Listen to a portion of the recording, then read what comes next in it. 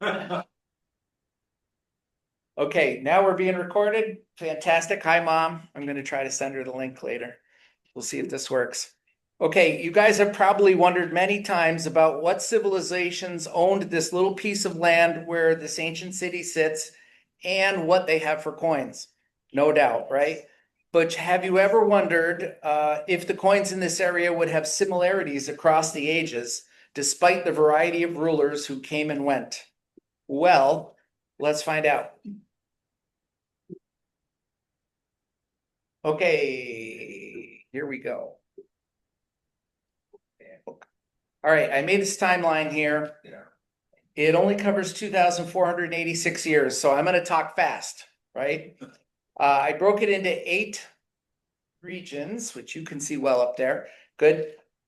So 8 notable time periods, 2,486 years on the timeline is the sort of summary of civilizations. Each of these includes multiple civilizations, though. And below it, in little tiny gray letters, I wrote how many years each period is, but we're going to get into them all. So this map is just to ground you a little on where's Jerusalem over here on the eastern side of the Mediterranean Sea, near Egypt, Persia, Greece, and Rome. And you're probably wondering why I put the first revolt in red up there. And it's just so you could see it, because it's very short. 7 years, I don't even know why it's on here, except it's a little bit notable. Okay, the Persian period, first one. So starting at 539 BC, first mints appeared. The coastal cities were making shekels. You can see the Persian Empire was really kind of came from the east and moved west, which is interesting. They had lilies and eagles, and they used these ancient Hebrew inscription YHD, which is Paleo Hebrew for Yehud, which is the name of their region. We would call Judea. So just kind of give you a map on that. I think I'm going to cheat back to my cover slide. You see the YHD here on this coin. What?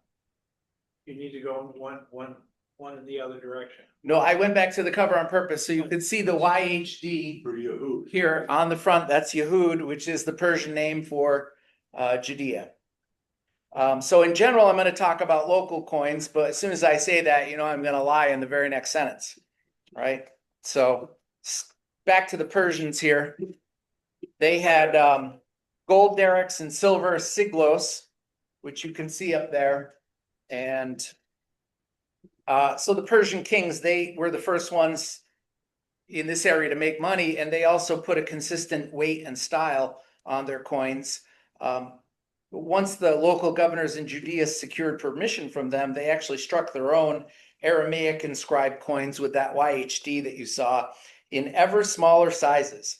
So when you're on the outskirts of an empire, you don't really need gold coins. You need a lot of little tiny bronzes. Is what you need. So anyway, this miniaturization of coins sort of hints at the bronze prutas that I'm going to talk about from the Seleucids, the Hasmoneans, the Herodians, and ultimately the Roman provincials, and which I've written some articles in our newsletter on. But the gold derrick, which is not a local issue, but famously minimalistic with its two-sided design that you can see here on the back there, that's sort of a punch mark, which guarantees authenticity to a certain amount, but mostly it just holds the thing in place while you're striking the other side. And the siglos, just as pared down as the derrick, swapping gold for silver, but keeping that same two-sided scheme with the royal archer motif, or sort of a hero figure. I can't tell if he's like bending his knees or running, but he's got his bow in one hand and his spear in the other, and he looks pretty cool. And then you see down here the first local coin, this little silver oval here with a bird. It's a falcon or an eagle on it. An Aramaic legend of YHD usually appears on it somewhere. This one, I think, has a lily instead, but a little bit different. So those are the Persians. I'm going to zoom ahead 200 years. Yes, to the Hellenistic era. So Hellenistic is just code for they worship the Greek gods. So these are Alexander and his crowd. So Alexander, right, they conquered everything, including the Levant. They had their tetradrachms.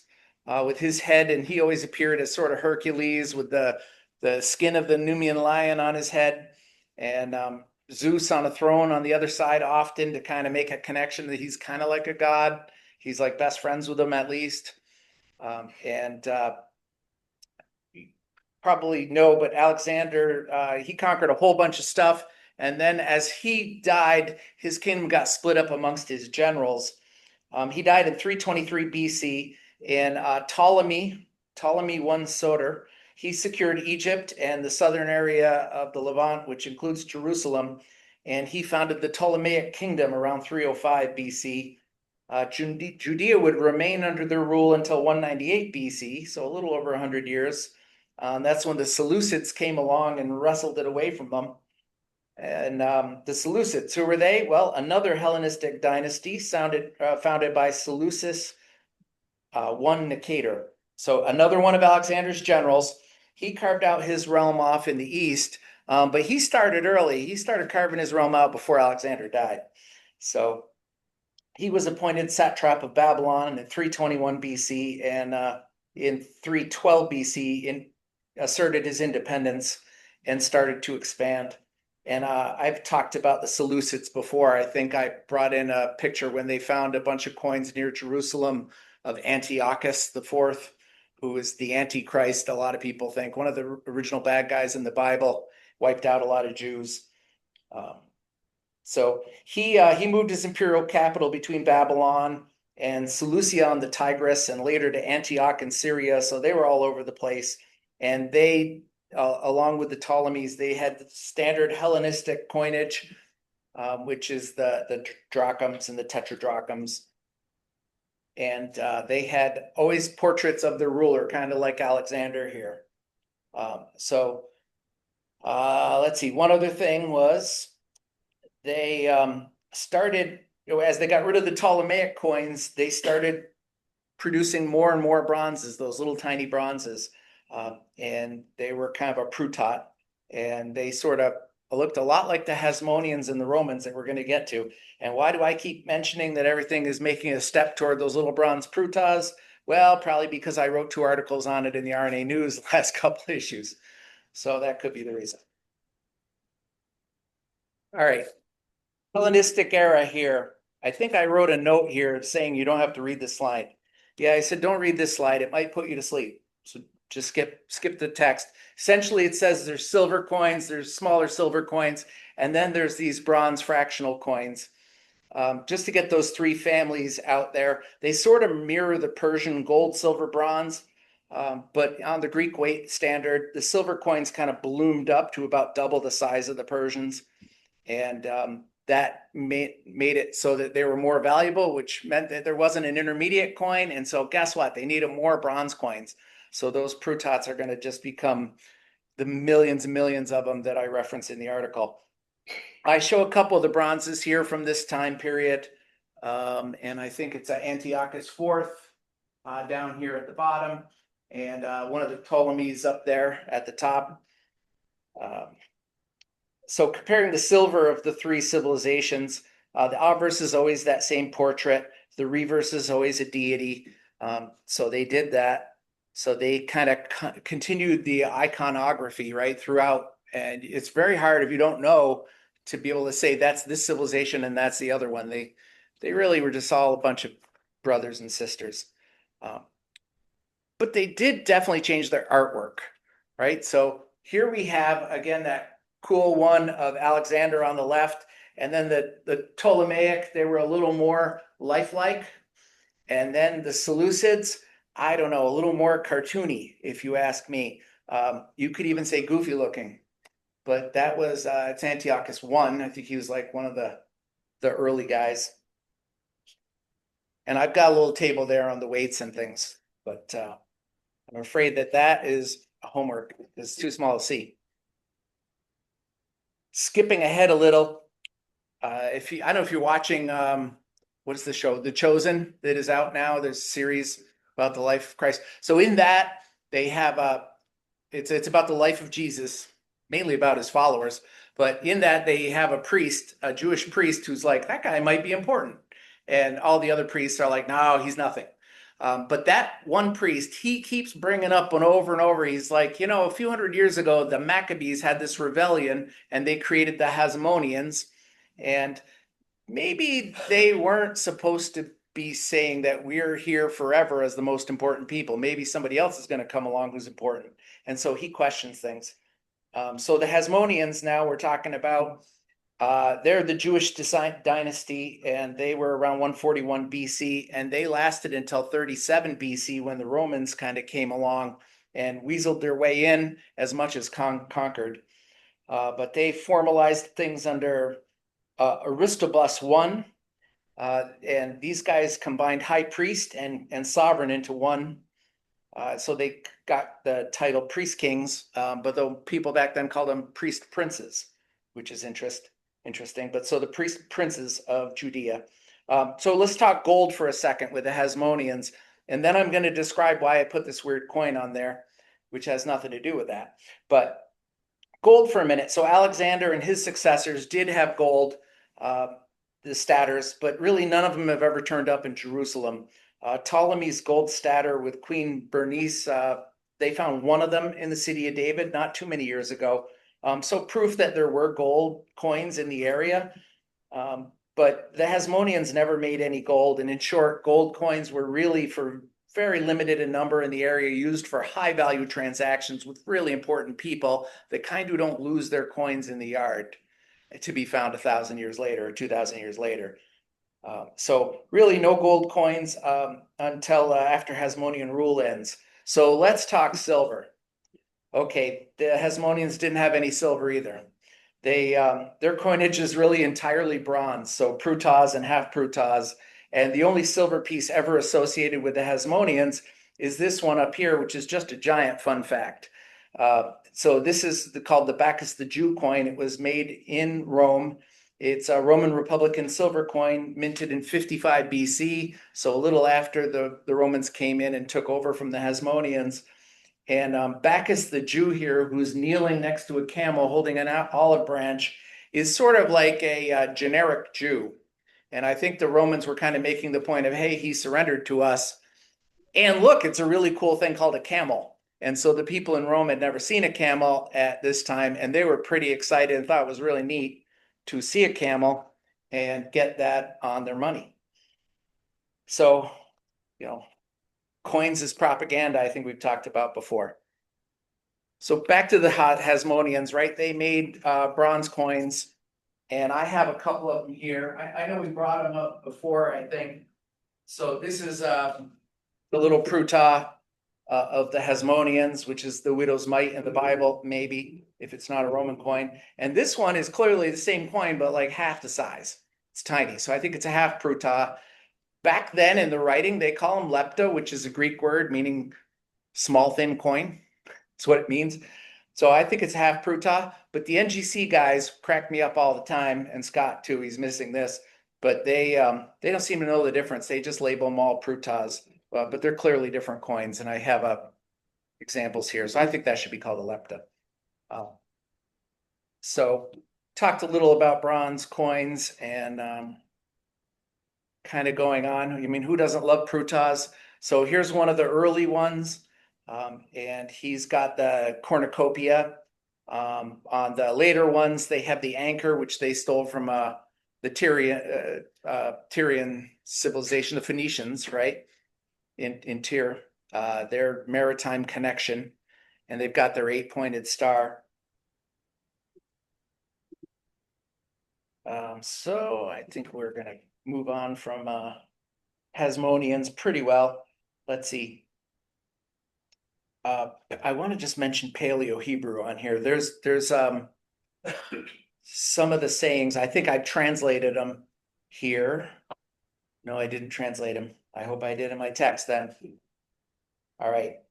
Paleo Hebrew. So what is that? First of all, it's the archaic form of Hebrew. The alphabet, it's used in the kingdoms of Israel and Judea before the exile and before the adoption of the later square, sort of Aramaic derived script that you've probably seen. That is still used. It's a consonantal abjad, which means it's right to left, but it's really only got consonants. There's no vowels in it. Letters shapes remarkably similar to ones that we would use today, and very similar to the Phoenician characters that they stole a lot of their symbols from. Commonly appearing on Hasmonean bronze pruta in legends like these, where they name the rulers, but they don't put the pictures of anything, no icons, no people. Jews didn't like that.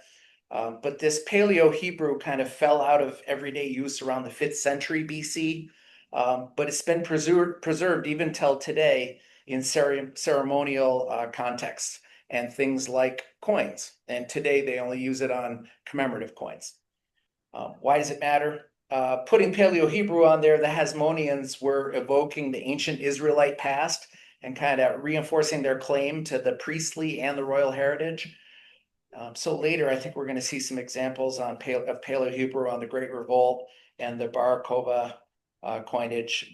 And I said it appears today just on ceremonial stuff. Herodian and early Roman period. All right, we've zoomed ahead almost 500 years now. So 37 BC to 70 AD kind of covers the life of Christ. So Herod the Great got in there and he minted coins. He put his name on it.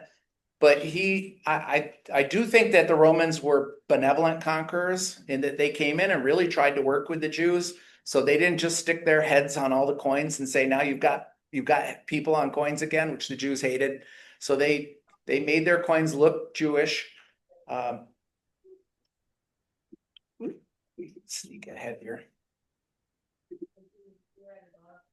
So when Herod came in, he really started this whole era of politics, dynastic politics, really, and colossal building projects.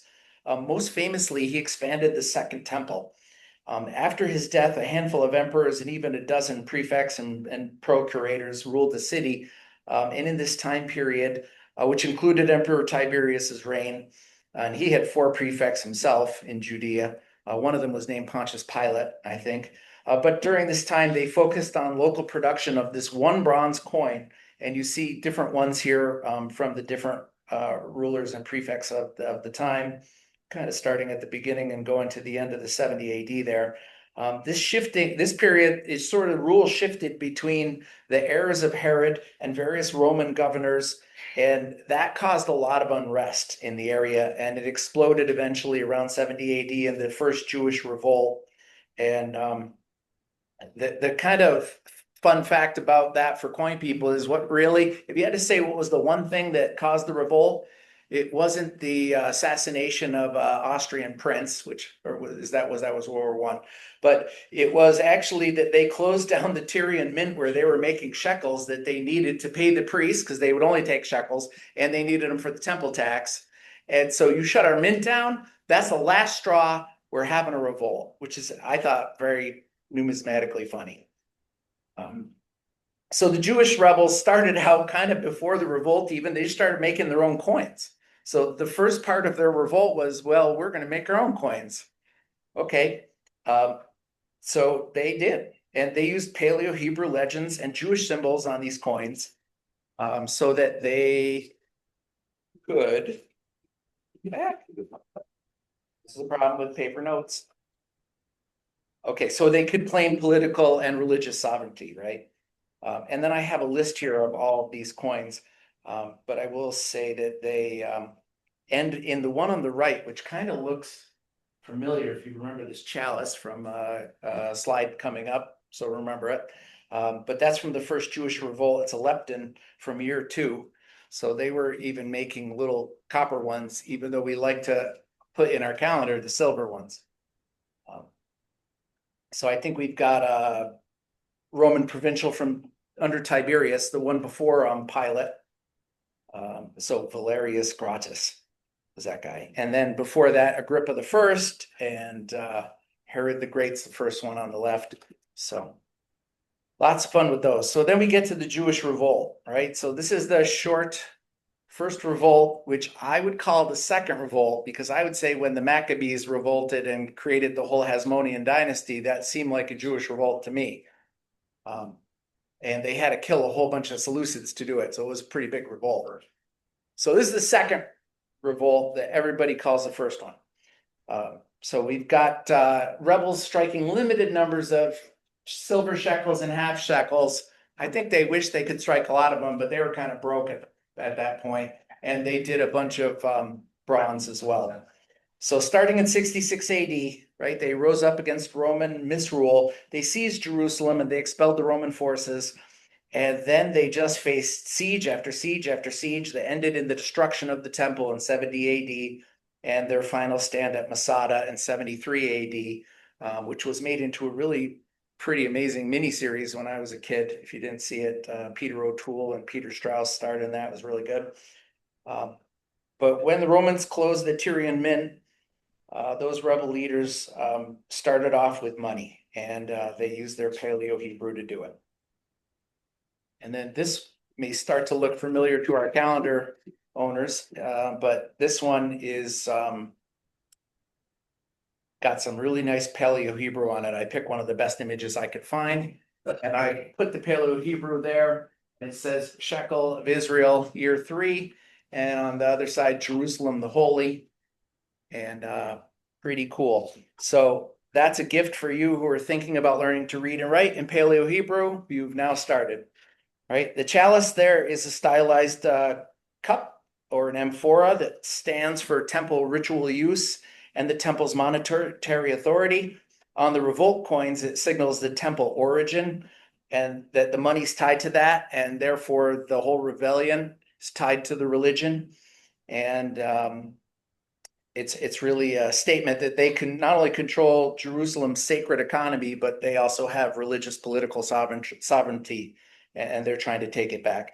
The pomegranate on the other side also signaled temple linked authority, fertility. I don't get that, but the Jewish claim to religious and national continuity.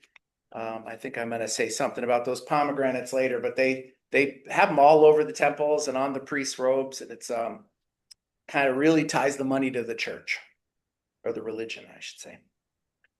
All right, intermission.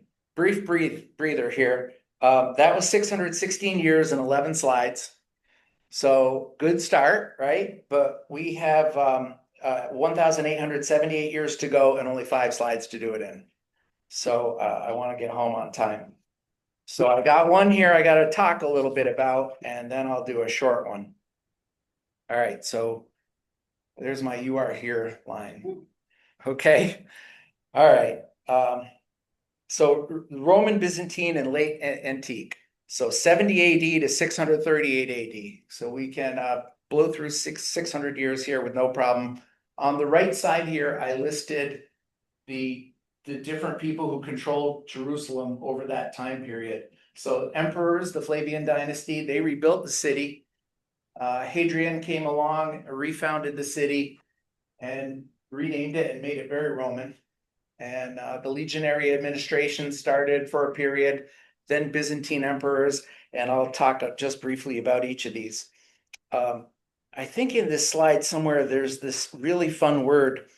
I'm going to say it wrong, but titulatur or titulatur. But I'm going to take this opportunity to define it for you.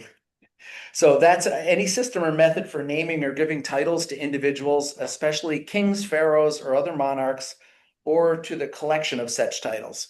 So now you know the word titulatur, and you should try to use it this week sometime. You're welcome. Aelia Capitolina is the renamed new name for the city. It transformed Jerusalem into a Roman colony whose local coinage proclaimed an imperial pagan identity. Founded on the ruins of Jerusalem in 129 AD, renamed to honor Hadrian's family name, Aelius, and Jupiter Capitolinus. The Jews were officially banned from the city, and it was a completely pagan Roman settlement with Roman urban features and cultic buildings. You really wouldn't have recognized it if you lived there before. The mint of the colony was started up again and struck coins explicitly naming the city. So they had Col, C-O-L-A-E-L, cap, Col A cap, which you can see, and I put some line drawings so you could see them pretty well down here. And they used Roman and colonial imagery. So you had plows and legionary standards and Jupiter themes. And they used the money to recast Jerusalem's identity, change it into a whole different place. By the way, the fourth box down there, Roman and Byzantine emperors, that's going to cover 500 plus years out of the 600. So who were the Byzantines? The Byzantines were just the Eastern Roman Empire. The Roman Empire got so big that as it started to fall apart, the people on the East actually kind of lasted longer, and we call them Byzantines, but they called themselves Romans, and they said they were Rome, and they were the direct continuation of the Roman state, and they were centered in Constantinople. And after the Western Empire collapsed, they kept going for quite a while. Their administration was Greek-speaking and officially Christian. So they continue to call themselves Roman and their citizens Romans, but their long-distance commerce and the stable gold solidus that they produced for trade across the Mediterranean with neighboring empires lasted for quite a while, obviously, until military and political shifts in the 7th century changed imperial control again. But the Byzantine coin types Christianized the city's money imagery until the Muslims came and conquered that and ended the imperial rule. One last fun fact about these Byzantines, and here you can see up in the top there, this is going to be a quick slide. Their first emperor, actually not their first emperor, I'm sorry, but Anastasius I, he did a great job dealing with lots of problems. One of them was a declining standard of bronze coinage, which was causing inflation. So he created a new series based on a coin you see at the top there called a numis. And a numis, if you had 40 of those, it was a follis.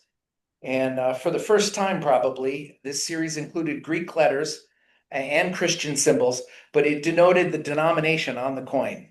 And I couldn't find a coin earlier than this with a denomination on it. Not to say there isn't one, but not in this area. So the Greek M up here, mu, that you see, is 40 numi, or that's one follis. And then I just put a few of them, but they had a bunch. So the K was 20 numi, so that's a half a follis. I is 10 numi, or a quarter follis. And the strange looking E that looks like the euro symbol here is 5 numi, or an eighth of a follis. Sorry, I got that backward. It's 5 numi, or an eighth of a follis. Yeah. So there it is. First pennies. All right, I'm not done. Hold on. All right, the Islamics and the Crusaders, right? So, all right, I'm zooming pretty quick through the later parts here because I told you last meeting I was going to be more interested in the ancient coins, and we're starting to get a little too new. So I don't know, but here, what's that? Part 2 next. Part 2. No, we could go deep into any one of these at this point, but I'll just say this: when Islam came along in the year 622 AD, silver coins spread all over the Middle East. So the bronzes until that point were probably thousands to one with silver, but silver started to go crazy. The Islamic coins had, well, they're very distinctive. They had gold dinars and silver dirhams. No images, but they had calligraphic, geometric, and Quranic inscriptions. The terms dinar and dirham became generic names for gold and silver coins across the Muslim world. Despite later variations in metal and design, they took over, and they took over with the money too, and they really became the commonplace. From 638, the city passed into a successive Islamic groups whose rulers reinvented Jerusalem's civic identity and monetary system. Control shifted amongst these groups called the Umayyads, the Abbasids, some local dynasts, the little ones, the Fatimids, the Seljuks. Then the Crusader kings started to come in and out, depending on how long they could hold on. The Ayyubids took over, and finally the Mamluks. Whew, okay. So each of those guys left their distinct coinage that signaled changes in religion, administration, and external trade connections. Right?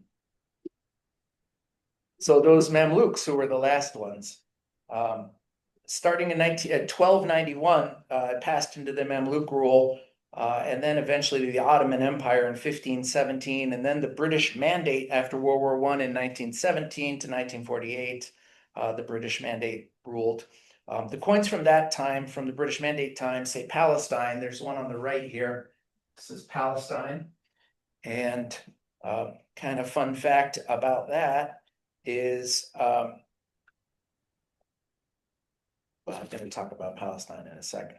Well, Palestine was just the name of the region at that time. This is what people called it commonly. It had nothing to do with Palestinian people or not Palestinian people. It was just the name of the area. And at the time, the British were given it after World War I because they were really good at managing colonies all over the world for a long time. And they said, hey, we have this group here. It's mostly all Jews in this area. And right after World War I, a ton more moved there, more than ever before. And the British were administering it. And they had these coins, which if you look closely are pretty cool because they had Aramaic, like inscription, Islamic inscription on the top. You've got Palestine in English. And then you've got the Jewish word for Palestine under that. So trilingual coins, that's fun.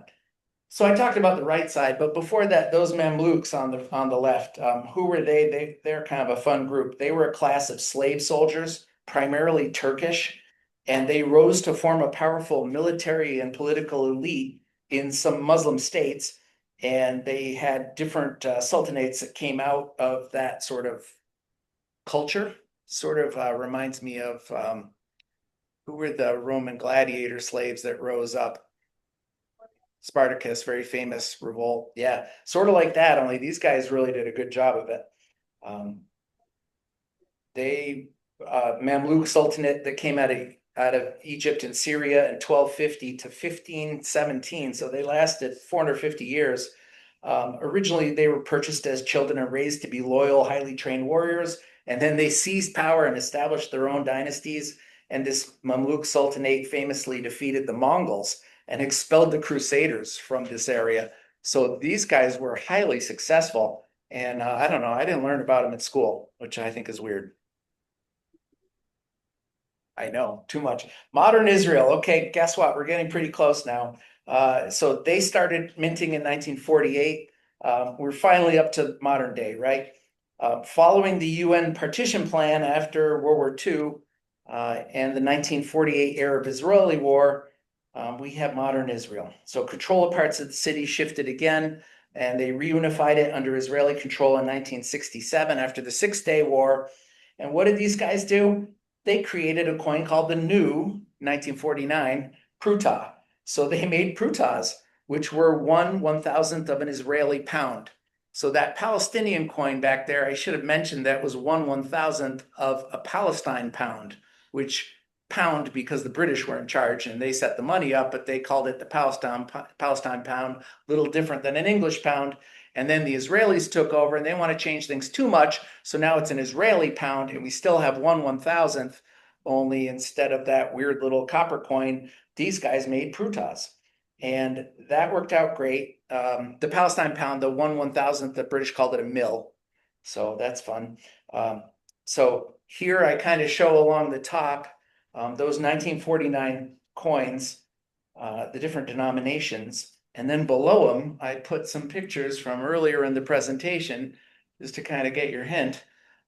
So they're pretty good about that. So they had their prutas. And in 1960, they switched from the pruta to 100 agrot. I don't know how to say that, but per pound. So they kind of went to our penny standard that we had. And I think the English were using it too by then. In 1980, they switched 100 of those per shekel. And in 1985, they introduced a new shekel because they had crazy inflation in the early days. And when they went from the old shekel to the new shekel, which is what they use now, it was 1,000 was the swap. They kept the same basic motif on the new coins they had on the ancient one. Yep. So from about 150 BC to 1948, it didn't change a lot. The strike got a little better, but that's about it. So I should have timed that. I don't know. Okay, that was almost 2,500 years, and that is the city of Jerusalem. And thank you for staying awake. Yeah.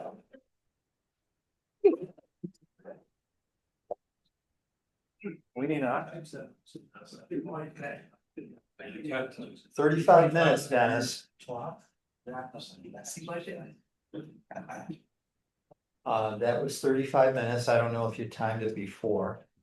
But that was the duration of the presentation. And I think maybe in a year or sometime in the future, if you did that in 2 parts, I think we would all really enjoy that. You could put more detail in it, and I hated to see you do the presentation in kind of a hurried fashion. Quick. So, does everyone? Dennis, turn your share off. Sure. All right. Everyone agree with that? It'd be nice to see that Yeah, it was great. again in 2 parts and kind of slow the pace a little bit. So I could, I wonder if digest the it. Knights Templar got their idea of banking from the way the Persians were in the day with the gold and silver. yeah. Cause they were down there in the Crusades and stuff too. I Yeah, I like, bet they were heavily influenced by that money that they had, that they found there, Yeah, and they came back. Yeah, probably. it's interesting. Just the Crusader Kings alone is kind of a very different looking coinage and kind of would be its own fun presentation by itself. Yeah. It's like it doesn't fit with all the other stuff in the area. So what's that?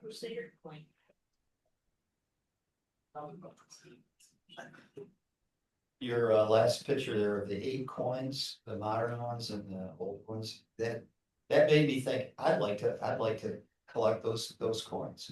I can't collect all the ancients, but that last series, that made me think that now that's collectible. That, I think, will conclude our regular meeting. And we'll think about the auction.